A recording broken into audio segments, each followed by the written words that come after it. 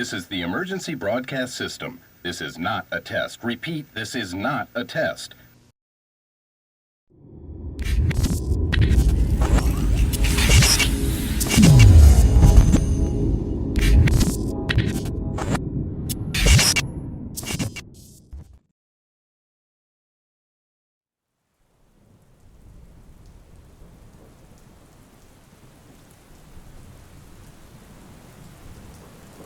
On the day of August 27th, 1992, the warmth of Tupelo, Mississippi was battling the harsh wind in an early summer day.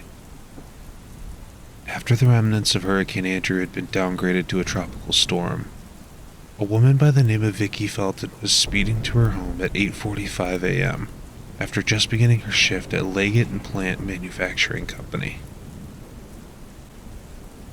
After multiple calls home and to her mother, she knew something was wrong. The phone rang twice, just as she had practiced with her 13-year-old daughter, Leigh. But when her mother called again, just as she had before, there was no answer. Endless ringing kept reverberating through Vickie's phone.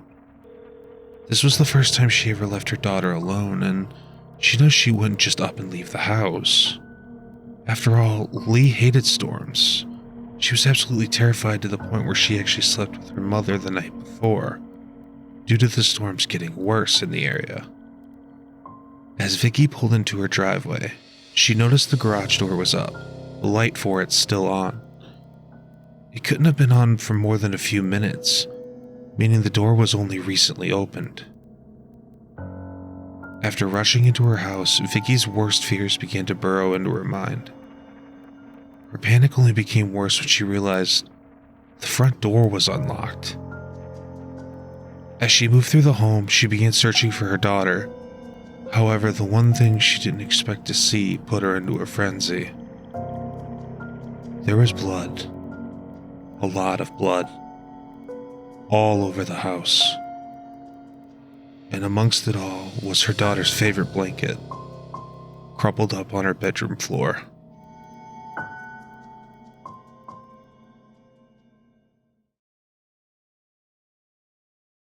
It gives us the feeling that there was a act of violence there.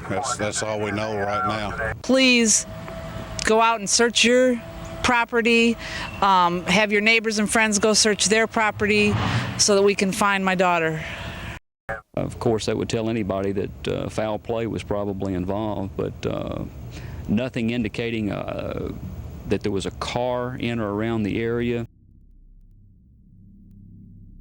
After scouring the house, Vickie Felton contacted the police at 9 a.m. to report her daughter missing.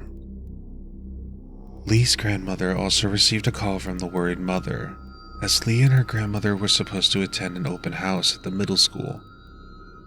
A reporter overhearing the call made sure both the press and the police ambushed the house.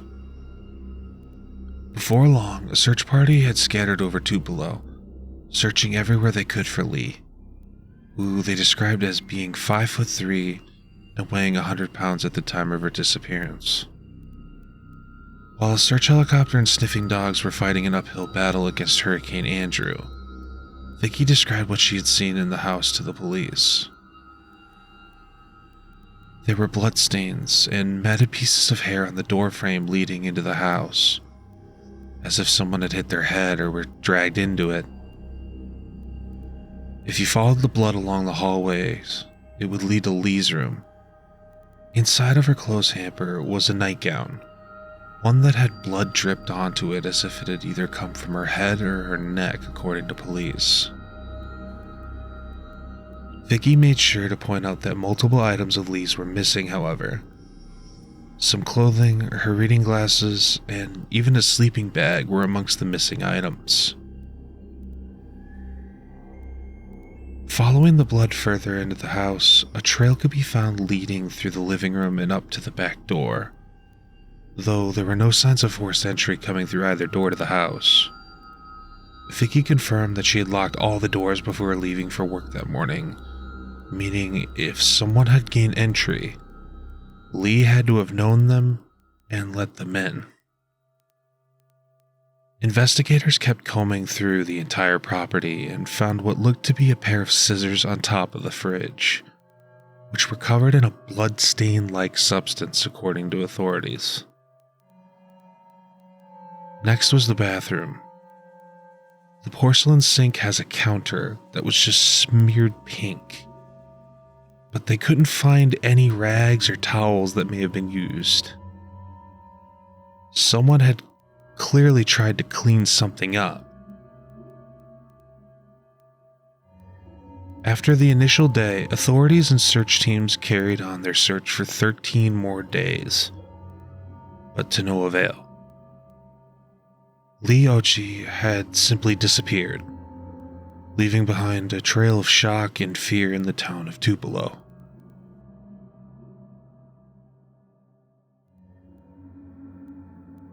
During the search, evidence submitted to the Mississippi State Crime Lab showed that the scissors found on the top of the fridge were not actually bloodied, just rusty, thankfully.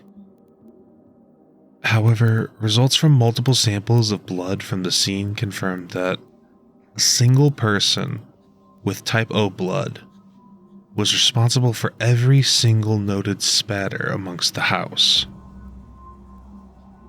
Some articles on the subject have said that in 1997, Leigh had been confirmed to have either type O or type A blood, but according to Daily Journal, I could only find that type O blood was what was found in the house, so many people believe that Leigh had type O blood. I could not confirm nor deny any new research about type A blood because this kind of falls out of favor later on in this entire case. So just for now, everybody's assuming she has type O blood. Over time and through new testing, it was eventually settled that she did have type O blood, making it likely that she was whom the blood actually came from. Both Vickie and her current husband, Barney Yarborough, a rumored abuser who had been separated from Vickie for over a month, were both taken in for questioning as well as testing, with detectives stating that no one was cleared of suspicion. 8 days after the disappearance, on September 4th, 1992, Leigh's biological father, Donald Occhi, had received leave from the military and flew into Tupelo to aid with the search. He stated that his daughter wouldn't just run away, and he was worried that some foul play was involved. He stated somberly, "I don't think she's alive. I'm just preparing for the worst." It wasn't long that Donald was there that a strange case development had actually happened. On September 9th, 1992, exactly 13 days after Leigh's disappearance, a package arrived to Leigh's mother, Vickie. Addressed to her husband Barney and with a misspelled ship to address, the package contained only Leigh's missing reading glasses and gave brief hope for the case. The FBI, now joining the case, analyzed all 6 stamps on the package for saliva and found that they had each been stuck using water instead, almost deliberately. However, they felt that there may be a connection with the ship from address, Boonville, Mississippi. It wasn't long ago that a tip had actually come in from a McDonald's employee in Boonville, describing a girl fitting Leigh Occhi's description riding through the drive-thru. After a brief investigation, they had come to realize that Leigh actually wasn't the one in the drive-thru and had actually gone back to analyze the package, coming to the conclusion that even though there were no obvious suspects at the moment, the package may have been intended as a red herring. With the case growing cold, everyone started looking around and found out that one person had seemingly been handling the disappearance of Leigh very well. Her mother, Vickie. Noted as a retired interrogator by her ex-husband Donald, Vickie seemed to handle the stress better than most people thought a grieving mother actually would. Rumors began circulating after friends of Leigh had mentioned an incident where they had warned Leigh about eating potentially poisonous berries, with her replying, "Maybe I want to die." Leigh had brushed that comment off as a joke before her disappearance, but many had compounded that story along with the constant bruises she would have on her body and black eyes that she would claim were from horseback riding. There was even one incident where Leigh had gone to a summer camp and was in such a panic about going home, the staff had to have multiple counselors called in multiple times to help her calm down. As mentioned before, Barney, who in my research I found actually cooperated fully with the investigation, and Vickie had submitted for a polygraph test, as well as Donald following suit. However, the only person who wouldn't pass the test would be none other than Vickie herself.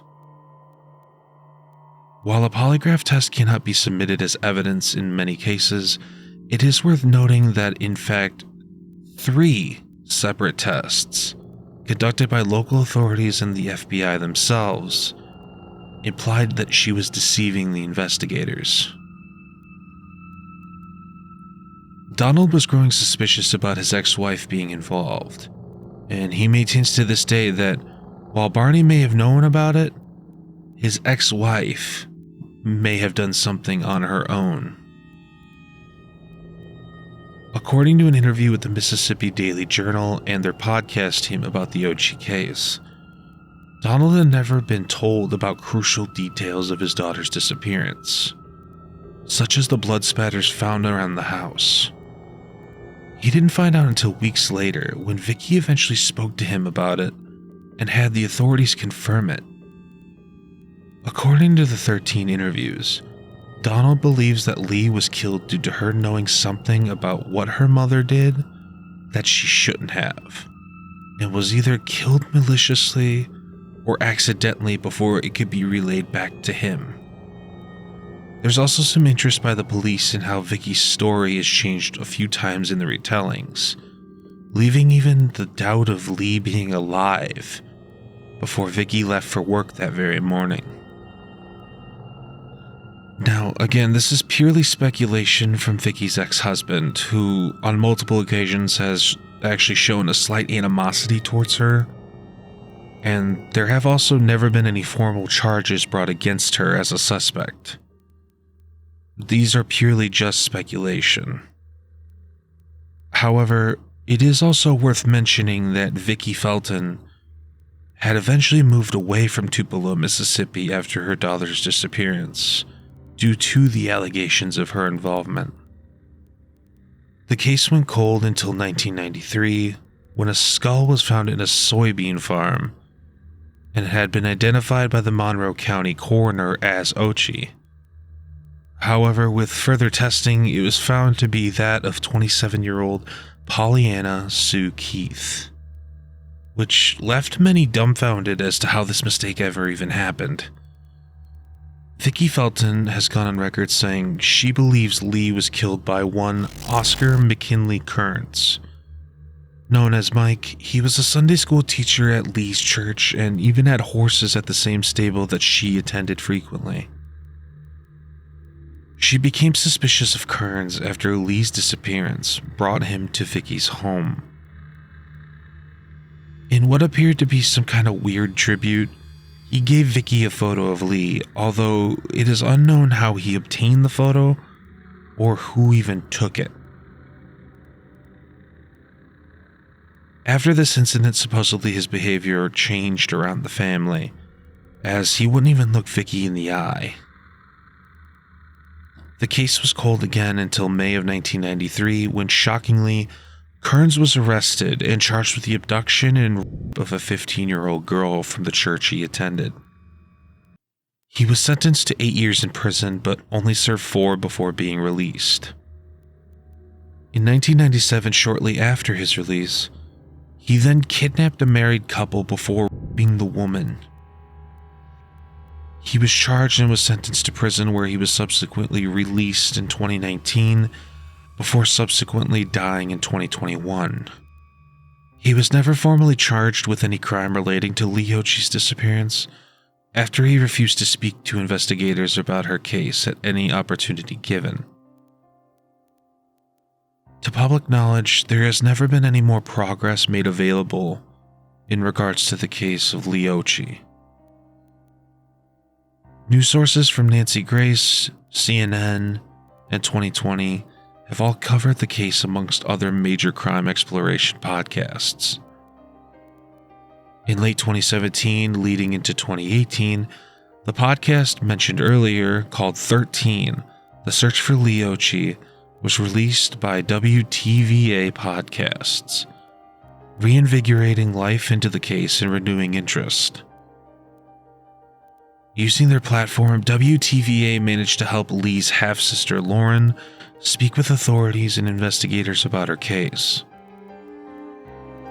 According to the end slate of their documentary, they managed to get Lauren some new information on the case, which has not been shared with the public. As of right now, no information about Leigh Occhi's disappearance has been released, though many still have fond memories and stories of the kind girl who loved horses and never wanted to be forgotten.